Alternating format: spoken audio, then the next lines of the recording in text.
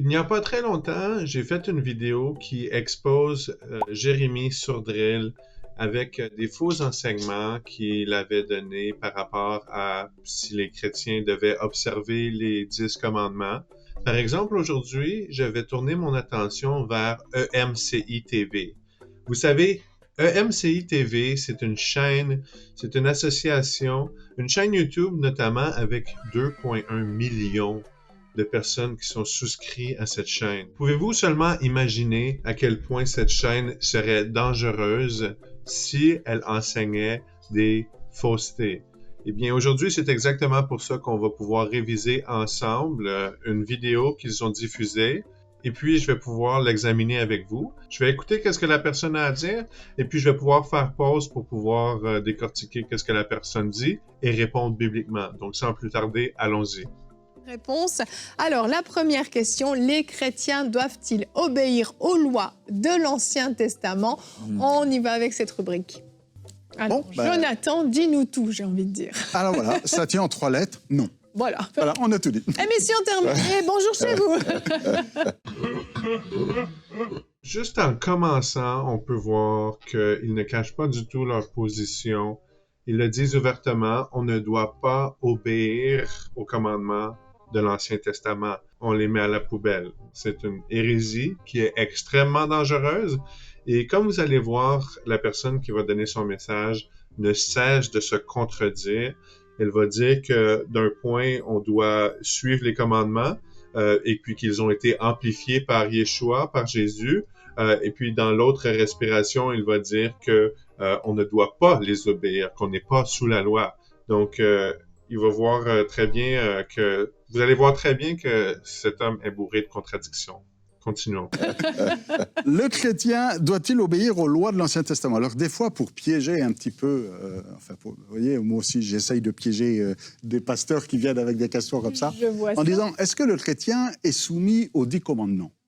On va limiter ça. Là, on parle des lois de l'Ancien Testament et on va parler des 10 commandements. Et la plupart vont répondre, mais bien sûr que le chrétien, il doit faire les 10 commandements, ne pas voler, ne pas tuer. Pas commettre d'adultère. Et le 3e commandement?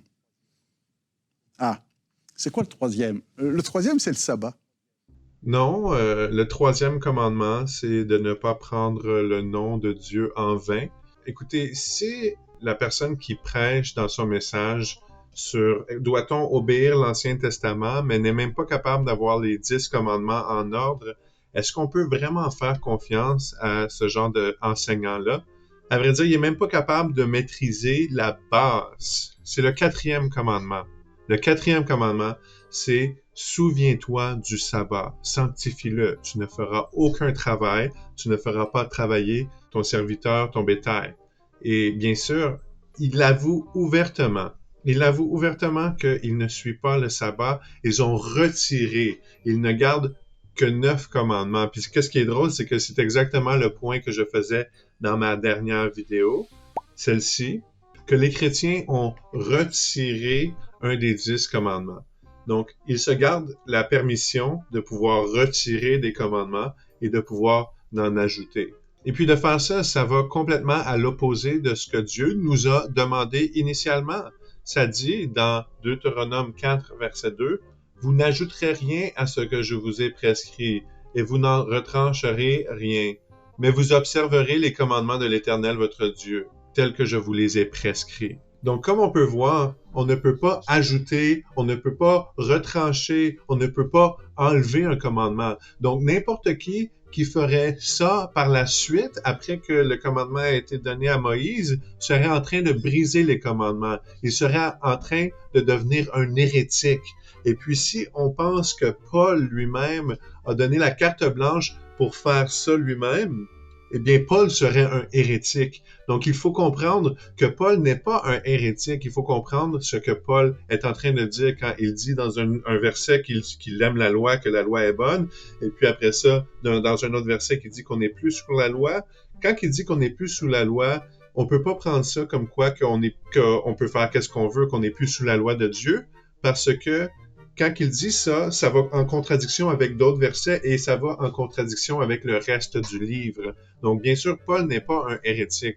Et puis, de toute façon, le prophète à qui on devait écouter les paroles, c'est Yeshua. C'est Yeshua qu'il a été prophétisé, qu'il va venir un prophète qui va être comme Moïse, et puis ses paroles à lui, nous allons devoir les écouter. Et puis si on ne les écoute pas, qu'on va être détruit, qu'on va être coupé de son peuple. Et c'est exactement ça qui est écrit. Et qu'est-ce que Yeshua a dit? Yeshua a dit dans Matthieu 5, 17 à 19, « Ne pensez pas que je suis venu pour abolir la loi et les prophètes. Je ne suis pas venu pour l'abolir, mais pour l'accomplir, car je vous le dis en vérité, jusqu'à ce que le ciel et la terre ne disparaissent, il ne disparaîtra pas de la loi un seul trait de lettre, un seul iota, jusqu'à ce que tout soit accompli. Celui donc qui supprimera l'un de ses plus petits commandements et qui les enseignera aux autres de faire de même sera appelé le plus petit dans le royaume des cieux. Mais celui qui les enseigne et les pratique, lui sera appelé grand dans le royaume des cieux. » Donc, selon les paroles du prophète à qui on doit obéir, selon ce qui avait été prophétisé, le grand prophète, on parle de Yeshua, rien de la loi a disparu. Donc, ça veut dire que toute la loi continue à être encore valide. On peut pas dire qu'on retire le 4e commandement, pas le 3e commandement, c'est le 4e commandement, le sabbat. On peut pas retirer le sabbat. On peut pas décider de retrancher ou de faire ce qu'on veut avec la loi. Et puis, si on le fait, on doit être exposé comme étant un hérétique. Et puis aujourd'hui, c'est exactement ce que je veux faire. Donc, je continue. Le 3e des 10 commandements. Est-ce que vous faites le sabbat, vous? On va dire, ah ben non, l'apôtre Paul, il est clair, on ne fait pas le sabbat. Donc, en fait, on est des chrétiens des 9 commandements. Vous voyez? Donc déjà, il y a quelque chose qui ne marche pas. Où on dit, oui, le chrétien, il doit suivre les 10 commandements, mais finalement, c'est plus 10, c'est 9 seulement. Parce que, d'une certaine manière, le chrétien du Nouveau Testament n'est pas sous la loi de l'Ancien Testament. Voilà. Mais Jésus va amplifier la loi.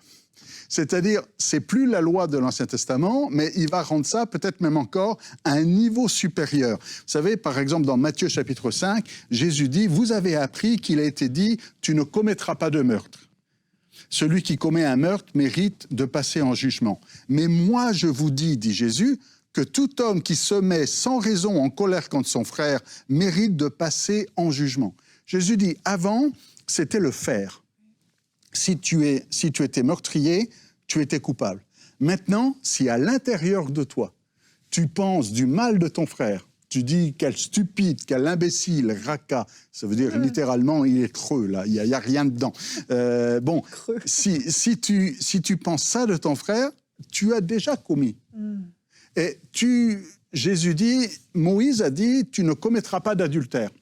Tu ne feras pas d'adultère. Et là, c'est le faire. C'est soit on l'a fait, soit on ne l'a pas fait.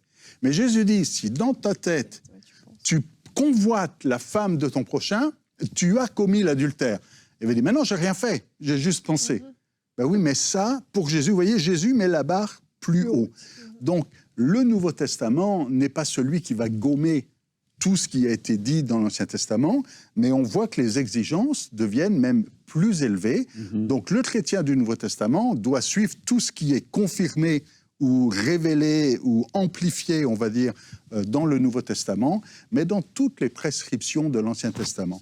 Concernant les prescriptions alimentaires, l'apôtre Paul va dire, nous, on n'est plus dans l'alimentaire, là. Hein. Il y en a qui mangent de la viande, il y en a qui ne mangent pas de viande, et ils ne rentrent pas dans ces débats-là. Toutes les prescriptions alimentaires, les prescriptions concernant les sacrifices, les tenues vestimentaires, toutes sortes de choses de la loi, le chrétien n'est pas soumis à ces choses. Est-ce que vous voyez à quel point cet homme est en pleine contradiction avec lui-même, avec ce qu'il enseigne? Il dit que la loi est amplifiée selon Jésus. Selon Jésus, il aurait élevé la barre. Et puis, dans l'autre inspiration, il dit que nous ne sommes pas sous la loi. Est-ce que vous avez vu qu'est-ce qu'il vient de faire? C'est désastreux. Premièrement, je veux spécifier que Yeshua n'a pas élevé la barre. Il n'a que révélé ce qui était l'esprit derrière le commandement. Vous voyez, derrière tous les commandements qui avaient été donnés dans l'Ancien Testament, c'était pour apprendre au peuple l'esprit derrière le commandement. Donc, bien sûr, il y a toujours la moralité qui est derrière practicalité. Et dans cette situation, c'est ce que Yeshua était venu faire. Il est venu corriger les mauvais enseignements. Il est venu corriger les scribes et les pharisiens qui avaient créé leur propre religion, qui avaient décidé de retrancher de la loi, qui avaient ajouté tout plein de commandements et qui avaient contourné beaucoup de commandements. Parce que les scribes et les pharisiens avaient leur propre façon de contourner les commandements.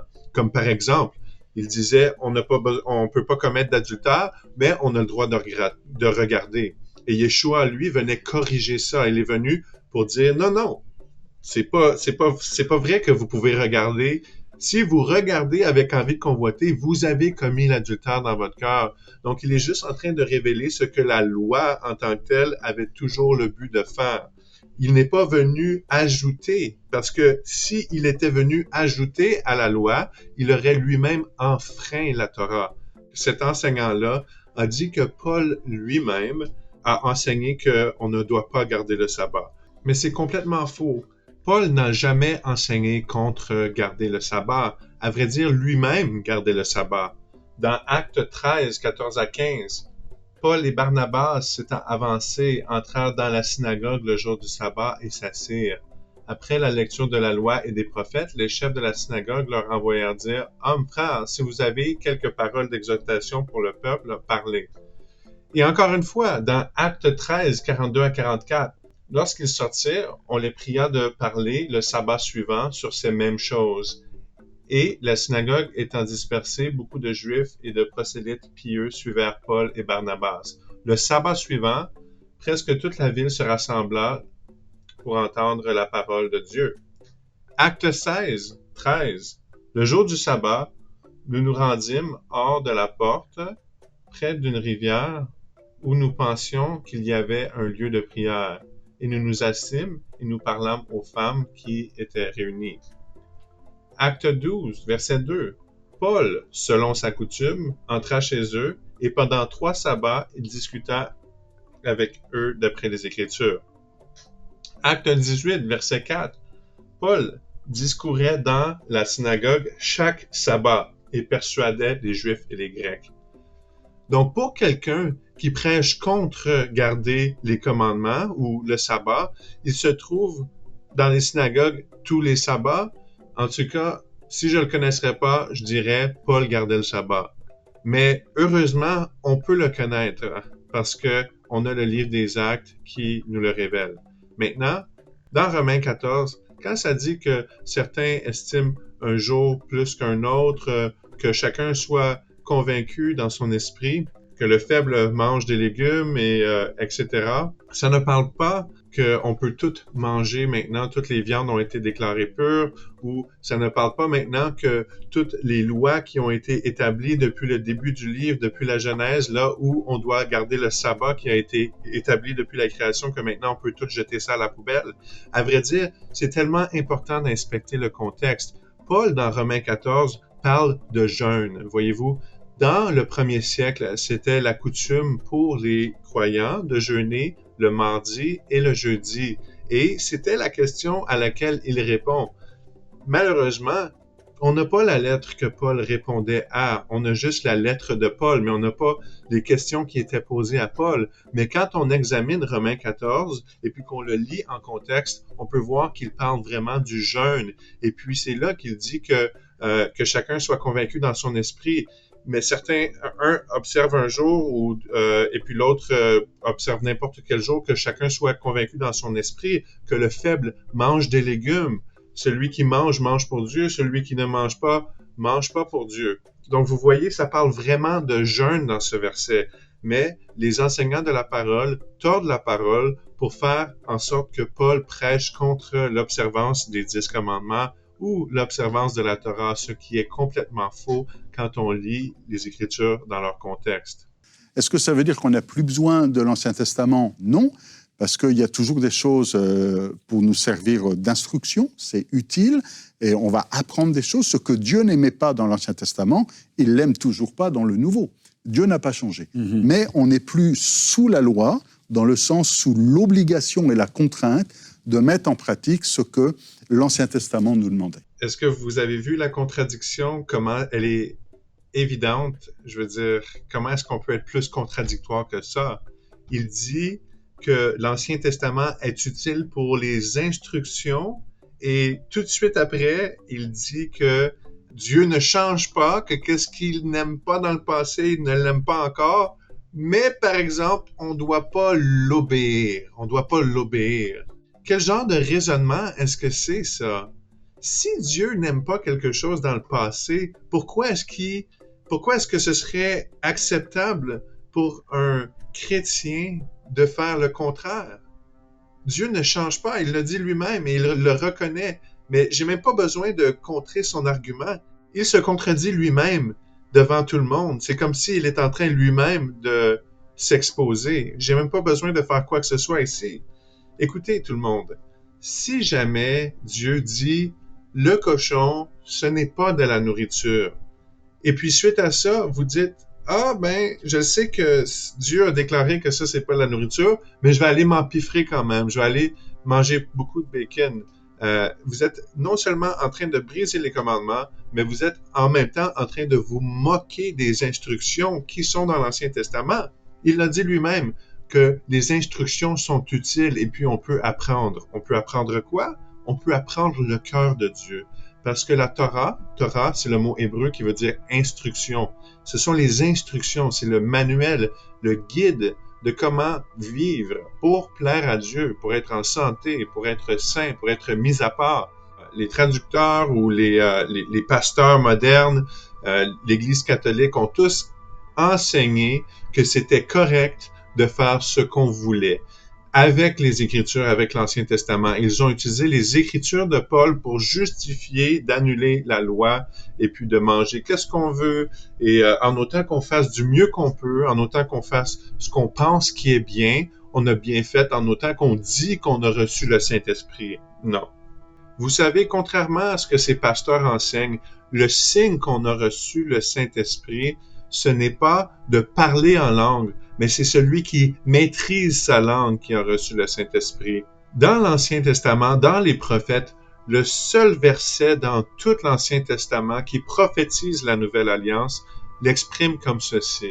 Dans Jérémie 31, 31 à 33, ça dit « Voici les jours viennent, dit l'Éternel, où je ferai avec la maison d'Israël et la maison de Juda une nouvelle alliance. Non comme l'alliance que je traitais avec leur père le jour où je les ai saisis par la main pour les faire sortir du pays d'Égypte, une alliance qu'ils ont violée, quoique je fusse leur maître, dit l'Éternel. Mais voici l'alliance que je ferai avec la maison d'Israël après ce jour-là, dit l'Éternel. Je mettrai ma loi au-dedans d'eux. Je l'écrirai dans leur cœur. Je serai leur Dieu et ils seront mon peuple. » Donc, selon les prophètes, selon ce qui a été annoncé par le Très-Haut lui-même, est-ce que sa loi, la Nouvelle Alliance, consiste à enlever la loi? Non. La Nouvelle Alliance consiste à la mettre sur notre cœur pour qu'on désire suivre sa loi. Ce n'est pas d'enlever la loi. Laissez-moi le décrire comme ça. Une nouvelle alliance, c'est comme un nouveau mariage. Est-ce que si jamais mon épouse décède parce que j'ai vécu plus longtemps qu'elle et elle perd la vie, et puis je me remarie, c'est une nouvelle alliance. Mais est-ce que ça veut dire que maintenant je peux commettre l'adultère, je peux faire ce que je veux? Non, parce que les lois du mariage sont encore en place. Ce sont les mêmes lois, mais c'est avec une nouvelle personne, c'est une nouvelle administration. Et c'est exactement ce qu'on retrouve dans la Nouvelle Alliance biblique. Un autre passage qui prophétise la Nouvelle Alliance se trouve dans Ézéchiel 36. On commence au verset 25, ça dit « Je répandrai sur vos peaux une eau pure, et vous serez purifiés. Je vous purifierai de toutes vos souillures et de toutes vos idoles. Je vous donnerai un cœur nouveau, et je mettrai en vous un esprit nouveau. J'ôterai de votre corps le cœur de pierre, et je vous donnerai un cœur de chair. Je mettrai mon esprit en vous, et ferai en sorte que vous suivez mes ordonnances, que vous observez et pratiquiez mes lois. » Donc, encore une fois, il met un esprit nouveau en nous. Ça, c'est le Saint-Esprit. Et ce Saint-Esprit-là, est-ce que ça fait maintenant qu'on est libre? Loin de là. On est libre, oui, mais on est libre à l'intérieur des restreintes de la Torah, de qu'est-ce que la Torah nous a dit de faire. Et puis, ça le dit ici, que ce cœur de chair, cet nouvel esprit, va faire en sorte qu'on va suivre ses ordonnances, qu'on va maintenant observer et pratiquer ces lois. Donc, ce n'est pas la carte blanche pour faire tout ce qu'on veut, bien au contraire, mais c'est maintenant notre cœur qui a été changé, qui désire faire tout ce que l'Éternel demande de nous. Mais les chrétiens d'aujourd'hui voudraient interpréter, les textes de Paul comme une carte blanche pour faire ce qu'on veut, pour manger ce qu'on veut, pour célébrer le jour qu'on veut, au diable les fêtes de l'Éternel, les 7 fêtes bibliques, bien que le Christ soit mort sur le jour de la Pâque, qu'il soit mis dans le tombeau sur le premier jour de la fête des pains sans levain, qu'il soit ressuscité sur la fête des premiers fruits et que l'Esprit Saint est descendu sur la fête de la Pentecôte, 4 fêtes bibliques du printemps, et puis qu'il va probablement revenir à la fête des trompettes. Et puis il y a bien des évangéliques qui comprennent ces schémas-là. Par exemple, ils refusent de reconnaître que la loi est plus que de belles histoires, que l'Ancien Testament, c'est plus qu'utile comme des petites histoires qu'on se dit juste pour s'entendre parler, mais que quand ça vient aux instructions, on a le choix de les obéir ou qu'on désire. Si on désire pas les obéir, ben c'est pas grave parce que de toute façon, tout ça, ça a été mis à la poubelle, ça a tout été crucifié avec le Christ. Même si, bien sûr, on a lu au début de cet enseignement que le Christ lui-même dit que rien va être supprimé de la Torah jusqu'à ce que le ciel et la terre ne passent. Et si vous avez lu votre Bible, vous savez très bien que le ciel et la terre passent seulement après le règne de 1000 ans qui est prophétisé d'arriver au retour du Messie. Et bien sûr, la dernière fois que j'ai vérifié, le ciel et la terre est encore là. On a encore le vieux ciel et la vieille terre. Donc, ça veut dire que les commandements sont encore à être obéis aujourd'hui. Peu importe à quel point une chaîne comme EMC TV peut être populaire avec 2,4 millions d'abonnés, c'est juste, d'autant plus, c'est encore plus blasphématoire, c'est encore plus une hérésie quand on sait que tant de personnes sont affectées par ces enseignements.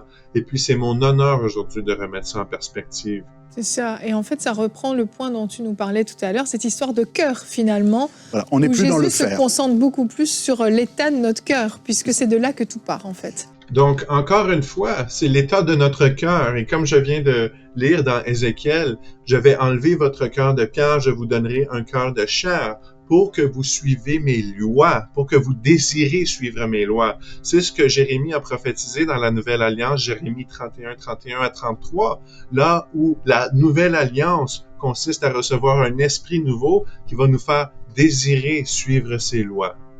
Est-ce que ça peut être plus clair? Mais par exemple, comment les évangéliques interprètent que ce soit tout à propos du cœur, c'est que maintenant, on n'a plus besoin des instructions. On n'a plus besoin de toutes les milliers d'années d'instructions qui nous ont été commandées d'observer. Maintenant, parce que on a un cœur nouveau, ça veut dire qu'on fait tout parfaitement.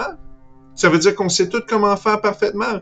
Excusez-moi, mais c'est absolument faux. Combien d'églises chrétiennes est pris en grand scandale avec des conflits d'intérêts, avec de l'avarice, du lavage d'argent, avec des impuretés trouvées chez les pasteurs, chez les serviteurs, etc. Tous ceux qui sont inclus dans les églises et puis même les personnes qui s'assient sur les bancs, qui disent qu'ils ont reçu le Saint-Esprit, peut-être qu'ils ont parlé en langue, dit un peu de charabia ici, peut-être qu'ils ont tombé à terre une fois après s'avoir fait poser la main dessus, et puis suite à ça, ils retournent chez eux, et puis ils allument leur joint, et ils envoient chier leurs voisins. C'est littéralement ce qu'on trouve dans le monde. C'est pour ça que personne respecte l'Église. Et puis après ça, vous allez me dire que c'est tout à propos du cœur. Excuse-moi, mais si ils regardent notre cœur, nous sommes dans le trouble. Parce que non seulement est-ce que nous sommes désobéissants et on a rejeté la loi du Messie, mais en même temps, les chrétiens agissent comme des sans-cœurs. Ils ont de la difficulté à donner. Ils ont la difficulté à faire quoi que ce soit de biblique. Ils ont la difficulté à sortir de chez eux et aller prêcher l'Évangile. Tout le monde veut être confortable. Tout le monde veut avoir la belle grande maison, la belle voiture, la belle famille. Mais personne veut mourir à soi-même et porter sa croix comme le Messie l'a réellement enseigner? Bon, est-ce que je peux ouvrir en 30 secondes le sujet de la dîme? Bon, en 30 secondes, la dîme, c'est fort. Hein? Vas-y, on va dire, mais la dîme, c'est la loi. En fait, le Nouveau Testament dit, non, si tu donnes, c'est pas parce que tu dois, mais c'est parce que tu es généreux. C'est un acte d'adoration, c'est un acte d'amour, c'est un acte de générosité. Mais j'ouvre une parenthèse, la dîme, c'est même pas la loi. Parce que Melchisédek, par exemple, c'était avant la loi. Mais bon, tout ça pour dire qu'aujourd'hui, le chrétien ne fait pas par obligation. Il n'y a pas d'obligation. Mais par contre, il y a de l'amour. Tout ce que le chrétien fait, c'est par amour, c'est pour adorer, c'est pour honorer le maître qu'il a tant aimé. Ça change absolument tout. C'est pas la même perspective. Vraiment. Ça change tout parce que je donne maintenant la dimension de l'amour que j'ai. On sent le pasteur qui parle. Et l'apôtre Jean dit, celui qui n'aime pas n'a pas connu Dieu. N'a pas connu. Bon. Voilà. C'est beau, c'est beau. Parce qu'il y en a qui, dans les commentaires, disent « Ah, pasteur Jonathan a dit qu'il ne faut plus donner sa dîme. Non, je donne dans la dimension. Ce n'est pas une question de chiffre, c'est une question d'aimer. » Moi, ce que je dis souvent, on a parlé que Jésus amplifie. Oui. Il dit, vous avez entendu dire, moi je vous dis que, et c'est plus haut. Moi, des fois, je paraphrase. Vous avez entendu 10%. Moi, je vous dis que, et mettez le chiffre que vous voulez là. Mais à mon avis, ça monte. Finalement, la dîme est amplifiée. Et puis, faites sûr de donner votre plus que 10% à EMCI TV, bien sûr. Non, ou à peu importe qui cet enseignant est. Vous voyez, ça, c'est le genre d'hérésie qui est enseigné. Ils disent, tout est amplifié. Tout est amplifié, tous les standards sont plus élevés, même la dîme, donnez plus que la dîme. Ah oui, mais le sabbat, par exemple, lui, est oublié, lui, il est mis de côté, et puis toutes les autres ordonnances dans la Torah, on choisit qu'est-ce qu'on veut, on va amplifier qu'est-ce qu'on veut, et puis on va retirer qu'est-ce qu'on veut. Vous voyez, qu'est-ce qui est hypocrite, c'est que les enseignants, comme les pasteurs, les prêtres, etc., ils vont dire que la loi a été abolie, mais comme on vient de le voir ici, ils ne vont pas s'arrêter de mentionner la dîme. Ils vont dire, écoutez, ça a été amplifié, la dîme a été amplifiée. Mais dans le verset suivant, ça dit, voici les animaux impurs, voici ce qu'on peut pas manger. Ah, ça c'est pas bon, ça c'est un verset de trop, 2 versets de trop. Non. La dîme, ça, c'est correct. La dîme, ça, par exemple, mes frères et sœurs, ça a été amplifié. Maintenant, vous devez donner plus, parce que sinon, vous êtes des radins. L'hypocrisie dans les églises, l'hypocrisie, je suis sincèrement inquiet pour le salut de ces gens, vous voyez, parce que bien que le salut ne vient pas de l'observance de la loi, parce que la loi en tant que telle n'a jamais été assez forte pour offrir le salut, parce que premièrement, personne ne peut marcher parfaitement dans la Torah, ou presque. Ça ne veut pas dire que c'est impossible, mais ça veut dire qu'à un point ou un autre, quelqu'un va tomber, parce qu'on a encore un cœur qui est malheureusement humain, on est encore humain, jusqu'à ce qu'on soit ressuscité après la mort. On ne va pas avoir un cœur parfait, on va être encore incliné à pécher ici et là. Mais si on vit dans le péché, c'est une autre histoire. Et c'est pour ça que de rejeter la loi de Dieu ouvertement, et ça c'est l'iniquité, c'est anomia en grec, c'est d'être sans la loi. Nomia, nomos, ça veut dire la Torah, c'est le mot traduit en grec pour la Torah. Donc anomia veut dire d'être sans la Torah. Donc si vous persistez dans l'iniquité, vous allez être celui que Yeshua a dit je ne vous connais pas. Écartez-vous de moi, vous qui commettez l'iniquité. Donc, est-ce que vous êtes intéressé à faire partie de ceux que Yeshua vous dit « écartez-vous de moi » ou est-ce que vous voulez faire partie de ceux que Yeshua dit « viens, fidèle serviteur, tu as été fidèle dans peu de choses, je te mettrai en charge de beaucoup de choses. » Et puis, d'être un chrétien, de suivre les traces du Christ, c'est littéralement de porter sa croix. Vous voulez porter votre croix jusqu'à la fin. Et ceux qui disent que les commandements de Dieu, c'est un fardeau, c'est trop à porter, eh bien, vous êtes déjà là en train de renoncer à une croix qui vous serait offerte, vous voyez. Si vous dites « Ah, c'est trop difficile à porter, la loi de ne pas manger de porc, la loi de se rassembler le sabbat, de faire les fêtes de l'Éternel, ça c'est trop, c'est beaucoup trop à porter, personne n'est capable de le porter », eh bien, comment est-ce que vous allez dire que vous allez pouvoir donner votre vie au Seigneur quand il va y avoir une peine de mort pour prêcher l'Évangile? Si vous n'êtes même pas capable aujourd'hui de suivre les simples commandements dans l'Ancien Testament, en vrai dire, l'Ancien Testament, c'est une faute de traduction. Le vrai mot, c'est la Tanakh, qui est la loi et les prophètes. Et la même loi et les mêmes prophètes que Yeshua a dit qu'il n'était pas venu pour abolir. Il ne veut même pas que vous pensiez qu'il est venu pour l'abolir. Donc, si vous n'êtes même pas capable de porter ce joug, en fait, que Yeshua dit que mon joug est léger, si vous n'êtes même pas capable de porter le joug de la loi, comment est-ce que vous allez porter votre croix jusqu'à la fin? Je vous invite à renoncer complètement à ces faux enseignements. Je vous invite à retourner à la vérité biblique. La vérité biblique.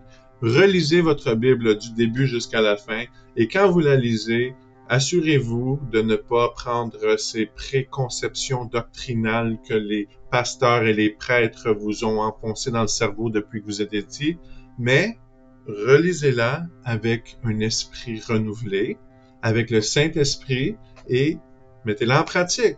Parce que comme Paul dit, ce n'est pas ceux qui écoutent la loi qui seront justifiés, ce sont ceux qui la mettent en pratique. Sur ce, je vous dis à la prochaine.